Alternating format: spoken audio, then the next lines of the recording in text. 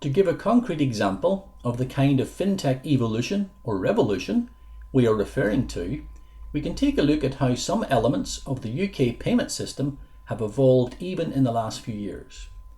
The simple example which follows is part of a deeper transition whereby many existing financial services practices are being taken from a yesterday business model based on people, paper and buildings to a tomorrow business model based on data, software and servers.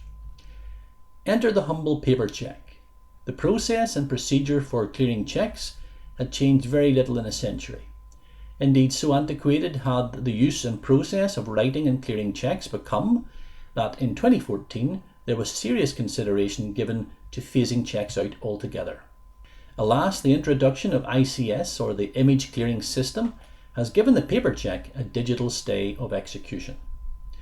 But until just a few years ago, the process which took place from the time an individual wrote a cheque to pay for something until the money behind the cheque ended up in the bank account of the intended recipient was pretty convoluted.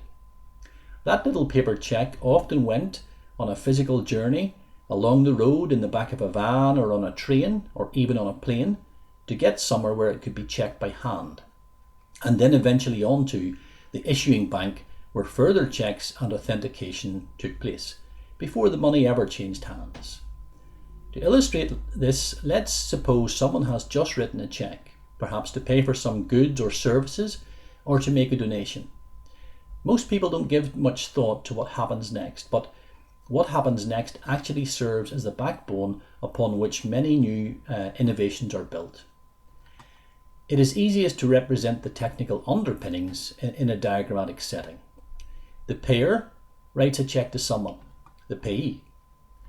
In order to do that, the payer needs to have a current account with a bank or some form of bank account upon which cheques can be drawn.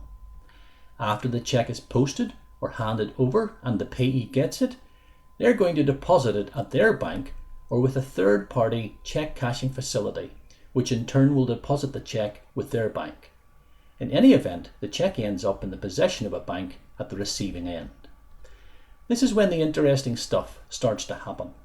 The receiving bank will inspect the cheque and identify the payer using two numbers printed on the cheque: the sort code number, which identifies the payer's bank, and the account number that the payer has with that bank.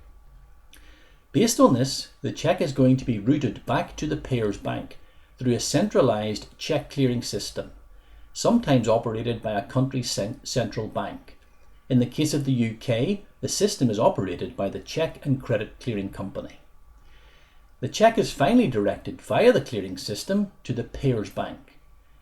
To recap, the cheque processing system has 5 important players: the payer, the payee, their respective banks, and the cheque clearing network, which serves as the central conduit along which the information embedded in the cheque flows.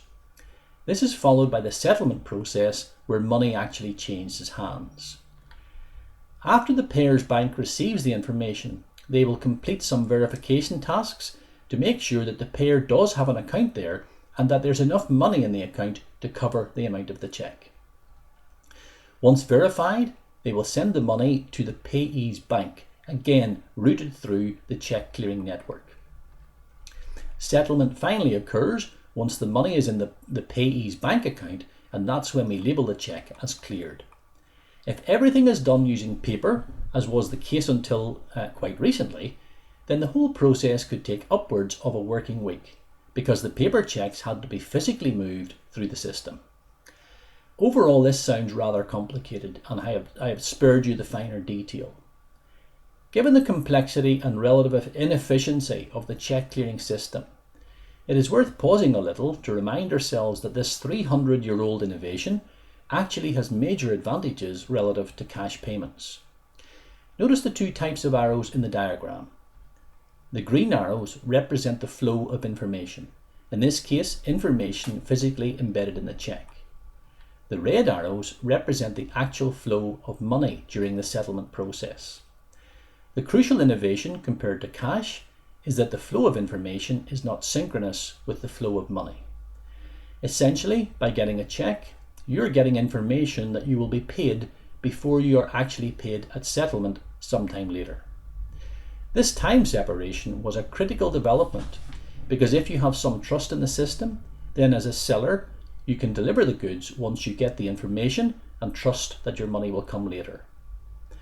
This enabled transactions to happen much faster, in much higher volumes, and over a geographical area not practicable in cash transaction.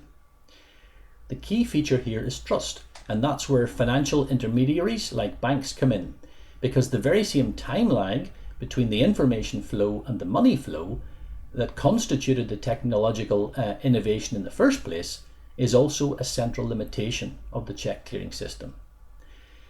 The existence of a time lag allowed fraudsters to take advantage of the system. Someone could write several checks in different shops, receiving goods in each shop. The merchants have no way of telling that this individual doesn't have enough money in their account to cover all the checks that they have written. Unfortunately for the merchant, by the time they find this out, they have already handed over the goods. In many respects, this characterizes weaknesses in the people, paper, and buildings payment system of yesterday. It seemed to be finance or technology.